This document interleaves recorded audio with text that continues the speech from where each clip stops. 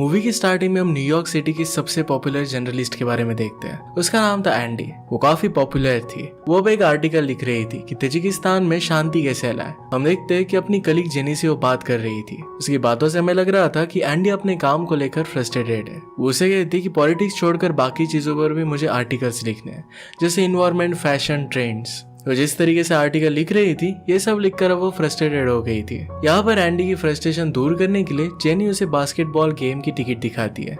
हमें पता चलता है कि एंडी को बास्केटबॉल बहुत अच्छा लगता था। ये मैच देखने के लिए बहुत ही एक्साइटेड थी। काम करते हुए एक लड़की उसे आकर बताती है कि स्टॉप मिनट 30 मिनट्स में है। यहाँ पर जेनी और एंडी बात करते हैं कि मिशेल अभी तक यहाँ पर आई नहीं। उन्हें लग रहा था कि शायद उसका ब्रेकअप हुआ है और इसी वजह से वो डिस्टर्ब है, क्योंकि हमेशा मिशेल का ब्रेकअप हुआ करता था। एंडी फिर मिशेल को सपोर्ट देने के लिए निकल जाती है। नेक्स्ट सीन में हम 3 लोगों को देखते हैं। इसमें बेन था जो एड पब्लिशिंग का चीफ था। वो अपने कलीग स्पेयर से मिलता है, तभी वहाँ पर ग्रीन आ जाती है। ये तीनों एक ही कंपनी में काम करते थे, पर वो दोनों लड़कियां बेन को हेट करती थी। नेक्स्ट सीन में हम देखते हैं कि एंडी मिशेल के पास पहुंच गई है और हमेशा की तरह उसे सहारा देती है। मिशेल फिर मान के और वो सब लोग मीटिंग पर आते हैं। उनके बॉस का नाम था लाना। वो सब लोगों को उनके आर्टिकल्स के बारे में पूछती है। वो एंडी को कहती है कि तुम्हें जो आर्टिकल पसंद आए वो तुम लिख सकती हो। इस बात से एंडी को बहुत अच्छा लगता है। वो लाना को कहती है कि मिशेल के ब्रेकअप से इंस्पायर्ड होकर मैं कुछ लिखना चाहती हूँ। उस आर्टिकल का नाम होगा how to lose a guy in 10 days. ये इस मूवी का भी नाम है। इस आर्टिकल में वो सारी गलतियों के बारे में लिखेगी कि किस तरीके से रिलेशनशिप को मेंटेन करना चाहिए।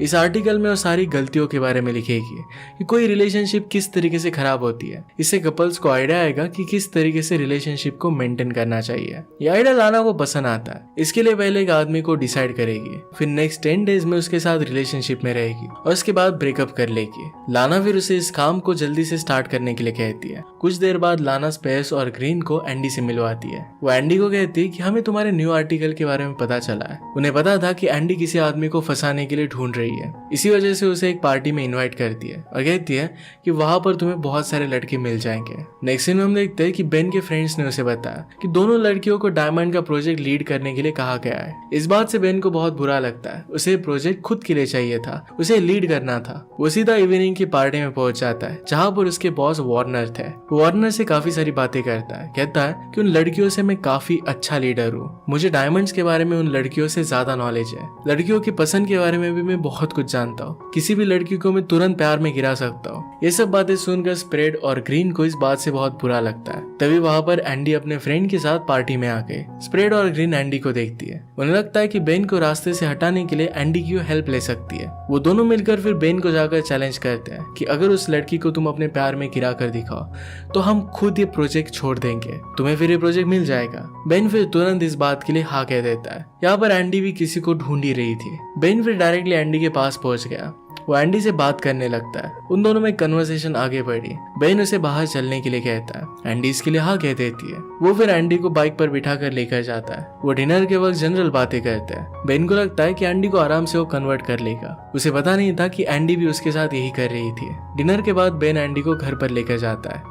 वहां पर वो कैंडल जलाता है और रोमांटिक मूड क्रिएट करने का ट्राई करता है। एंडी बेन को किस करने लग गए, पर बेन उसे रोक देता है। बेन जब उसके साथ इंटीमेट होने लग गया तो एंडी अनकंफर्टेबल हो जाती है। वो दोनों डिसाइड करते हैं कि एक दूसरे को उन्हें टाइम देना चाहिए। इसके बाद एंडी घर चली गई। अगली सुबह हम देखते हैं कि बेन अपने फ्रेंड्स को सारी चीजें बता रहा था। यहाँ पर घर जाते वक्त दोनों एक दूसरे की तरफ देख रहे थे। उन्हें लगता है कि उनका मिशन अब सक्सेसफुल हो चुका है। एंडी जानबूझकर बेन की यहाँ पर अपना पर्स छोड़कर जाती है। इसके बाद नेक्स्ट सीन में हम देखते हैं कि बेन अपने फ्रेंड्स के साथ जो भी हुआ था ये सब कुछ डिस्कस कर रहा था। वो कहता है कि एंडी मेरे प्यार में पड़ चुकी है, वरना इस तरीके से अपना पर्स वो घर पर छोड़कर नहीं जाती। वो लोग फिर पर्स को देखने लग जाते हैं। वहाँ अंदर से उन्हें 2 बास्केटबॉल के टिकट्स मिलते हैं। इसके बाद नेक्स्ट सीन में हम देखते हैं कि बेन एंडी के ऑफिस में बहुत सारे रोजेस भेज देता है। एंडी फिर बेन को कॉल करती है। बेन उसे उसके पर्स के बारे में कहता है। इसके बाद दोनों डिसाइड करते हैं कि आज इवनिंग में वो दोनों बास्केटबॉल का मैच देखने के लिए जाएंगे। यहाँ पर उन दोनों को लग रहा था कि वो दोनों इस चैलेंज को अब जीत रहे हैं। नेक्स्ट सीन में वो दोनों मैच देखने के लिए आए थे।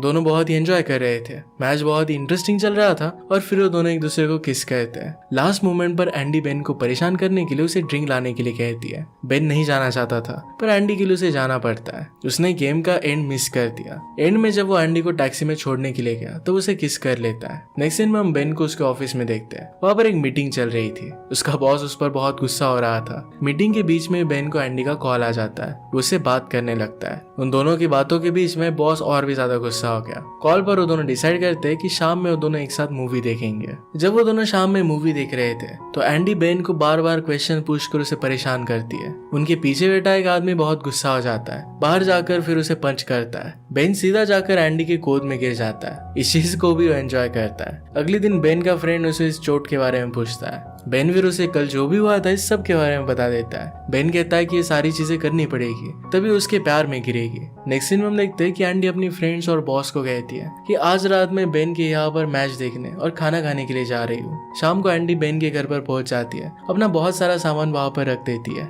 बेन उसके लिए खाना बना रहा था और उसके लिए वो घर सजाती है। बेन जब घर को देखता है तो उसे बहुत अच्छा लगता है। बेन ने फिर डिनर सर्व किया और वो मैच देख रहे थे। एंडी डिसाइड करती है कि उसे परेशान करेगी। उसे कहती है कि तुमने सब कुछ मीट बनाया, नॉन वेज बनाया, मैं सिर्फ वेज खाती हूँ। इसके बाद फिर बेन को एंडी के साथ जाकर वेज खाना पड़ता है जो उसे पसंद नहीं था। उनका मैच देखने का प्लान भी रुइन हो गया था। एंडी को खुद मैच देखना अच्छा लगता था तो बीच बीच में किचन में जाकर वो मैच देख रही थी। एंडी चाहती थी कि अब वो बेन के साथ ब्रेकअप करे पर बेन उसे कुछ भी नहीं कहता। वो जल्दी से घर पर आते हैं और बेन मैच लगाता है। एंडी यहाँ पर भी उसे परेशान करती है। वो दोनों फिर एक दूसरे के करीब आ गए। वो बेन के प्राइवेट पार्ट को लेकर मजाक उड़ाती है। ये बेन को अच्छा नहीं लगता। वो उसे सीड्यूस करती है पर फिर वैसे ही वहां से चली गई। नेक्स्ट सीन में बेन जब अपने ऑफिस में था तो अपने फ्रेंड्स को कह रहा था कि एंडी पूरी तरीके से बदल चुकी है। पहले उसका बिहेवियर बहुत ही अलग था, अब स्लोली वो बदलने लग गई है। उसे समझ में नहीं आ रहा था कि अब उसे क्या करना चाहिए। इस बात का उसका फ्रेंड मजाक उड़ाते हैं। वो लोग इसके बारे में डिस्कस कर रहे थे तभी एंडी वहां पर आके बेन फिर अपने फ्रेंड से उसे इंट्रोड्यूस कराता है। एंडी बेन को फिर एक कुत्ता दिखाती है। वो कहती है कि मैं तुम्हारे लिए गिफ्ट लाई हूँ। एंडी को ये डॉग बिल्कुल भी पसंद नहीं आता। डॉग ने पूल टेबल पर भी पी कर दी थी। बेन यहाँ पर भी अपने गुस्से को कंट्रोल में कर लेता है। डॉग को लेकर फिर बेन घर पर पहुंच जाता है। एंडी ने उसके लिए बहुत सारे वॉइस मैसेजेस छोड़े थे। इसे सुनने लगता है तभी डोर पर नॉक आता है और एंडी वहां पर आ गई थी। उसके हाथ में एक एल्बम था। वो कहती है कि तुम्हारी फ्यूचर फैमिली कैसी होगी, इसके लिए मैंने एक एल्बम डिजाइन किया है। बेन इस एल्बम को देखता है तो इसमें एंडी ने बेन के बच्चों को काफी बदसूरत बना दिया था। ये देखकर बेन काफी चिढ़ जाता है लेकिन फिर भी वो कुछ नहीं कहता। इसी बीच बेन को उसकी मदर का कॉल आता है। यहाँ पर बेन उसकी मदर से एंडी की बात करवाता है। यहाँ में उनकी बातों से पता चलता है कि एंडी ने ऑलरेडी बेन की मदर से बात की थी जब वो उसके बचपन की फोटोज ले रही थी। इन सब बातों से बेन बहुत परेशान हो जाता है। जब वो अपना फेस वॉश करने के लिए जाता है तो देखता है कि एंडी ने उसका पूरा घर लेडी चीजों से भर दिया था। उसे लगता है कि एंडी अब उस पर हावी हो रही है। इस बात से वो काफी गुस्सा होता है पर फिर भी उसे कुछ नहीं कहता। वो एंडी को कहता है कि अब मैं सोने जा रहा हूँ। एंडी उससे कहती है कि मेरे पास 2 टिकट्स है। बेन को लगा कि बास्केटबॉल के मैच की टिकट्स है पर एक्चुअल में कंसर्ट के टिकट्स थे। बेन को वहां पर जाने का बिल्कुल भी मन नहीं था पर उसे जाना पड़ता है। नेक्स्ट सीन में तीनों फ्रेंड्स मिलकर बेन के बारे में बात करती है। अब 7 दिन हो चुके थे और अब एंडी को बेन से ब्रेकअप करना पड़ेगा। जब बेन अपने फ्रेंड्स के साथ था तो वहां पर वो आ जाती है। एंडी उसे बहुत परेशान करती है। उसे सिगरेट भी नहीं पीने देती। उसके दोस्त पिज्जा ऑर्डर करते हैं तो इसकी जगह पर उसे वो सैंडविच खाने के लिए कहती है। आखिर में बेन परेशान हो जाता है। उससे पूछता है कि एक्चुअल में तुम्हें हो क्या गया है। उन दोनों में इस बात की वजह से फाइट हो जाती है। एंडी गुस्से में वहां से चली गई। बेन के फ्रेंड्स उसे कहते हैं कि तुम्हें शर्त को भूलना नहीं है, तुम दोनों को मिलकर कपल्स थेरेपी में जाना चाहिए। बेन फिर तुरंत एंडी के पास पहुंच जाता है। उसे माफी मांगकर कपल्स थेरेपी के बारे में कहता है। यहाँ पर एंडी कुछ सोचती है। वो कहती है कि मैं एक थेरेपिस्ट को जानती हूँ। अगले दिन एंडी को ब्रेकअप करना था इसलिए वो मिशेल को थेरेपिस्ट बना देती है। पहले मिशेल बहुत चालाकी से $300 की फीस ले लेती है। मिशेल और एंडी मिलकर बेन का बहुत मजाक उड़ाते हैं। आखिर में कंक्लूजन ये निकलता है कि एंडी को बेन के घर पर जाकर वीकेंड पर उसके पेरेंट्स के साथ मिलना चाहिए। एक्चुअल में एंडी ऐसा नहीं चाहती थी पर मिशेल भी अब उसका मजा ले रही थी। फिर हम वीकेंड देखते हैं। इसमें बेन एंडी को अपने घर पर लेकर गया था। वो बेन की मदर से मिलती है। मदर कहती है कि तुम पहली लड़की हो जिसे बेन ने घर पर लाया है। वो बेन के फादर से भी मिलती है। वो सब लोग मिलकर कार्ड्स खेलते हैं, एक दूसरे के साथ बहुत एंजॉय करते हैं। यहाँ पर एंडी अपने ब्रेकअप के प्लान को जैसे भूल ही गई थी। उसे बेन की फैमिली अपनी फैमिली लगती है। जाते जाते बेन की मदर कहती है कि कभी भी बेन का दिल मत तोड़ना। इसके बाद नेक्स्ट सीन में हम देखते हैं कि बेन एंडी को बाइक सिखा रहा था। दोनों काफी एंजॉय करते हैं। बेन को लगता है कि ऐसे ही हमेशा एंडी उसके साथ अच्छी तरीके से रहनी चाहिए। गाड़ी सीखने के बाद वो लोग फिर घर पर जाते हैं। एंडी बहुत इमोशनल हो जाती है, कहती है कि तुम्हारी फैमिली को देखकर मुझे अपनी फैमिली की याद आके वो रोने लग जाती है। बेन उसे सहारा देता है। इसके बाद दोनों एक दूसरे को किस करने लग गए। अपने इमोशंस को कंट्रोल नहीं कर पाते और इसके बाद दोनों इंटीमेट हो गए। इसके बाद 10th डे आ जाता है। बेन एंडी से कहता है कि मेरे बॉस ने एक पार्टी रखी है, तुम्हें वहां पर आना चाहिए। एंडी इसके लिए हाँ कहती है। बेन फिर उसे बास्केटबॉल गेम की 2 टिकट्स देकर सरप्राइज देता है। एंडी को ये बहुत अच्छा लगता है और उसे हक करती है। इसके बाद अब एंडी ने डिसाइड कर लिया था कि जो भी वो कर रही थी अब वो नहीं करना चाहती। यही कहने के लिए अपने बॉस के पास हो गए। बॉस कहती है कि मैंने ऑलरेडी कवर पेज डिजाइन कर दी है, मुझे 48 आवर्स के अंदर ये आर्टिकल चाहिए। एंडी को वे करना पड़ेगा और इस बात की वजह से वो बहुत ही दुखी थी। वो बहुत ही अच्छे से रेडी होकर आती है। बेन को भी उसे देखकर बहुत अच्छा लगता है। उसे एंडी जैसी एक लाइफ पार्टनर चाहिए थी। एक्चुअल में वो पार्टी से ज्यादा डायमंड एग्जीबिशन था। वहां पर एंडी और बेन के फ्रेंड्स और बॉस भी आए थे। यहाँ पर स्पेस और ग्रीन दोनों बेन के पास जाते हैं और पूछते हैं क्या तुम एंडी को यहाँ पर एज ए तुम्हारी गर्लफ्रेंड लेकर आए हो। अगर हमने उससे पूछा और उसने मना कर दिया तो? बेन को खुद पर कॉन्फिडेंस था। वो कहता है तुम जाकर उससे बात कर सकती हो।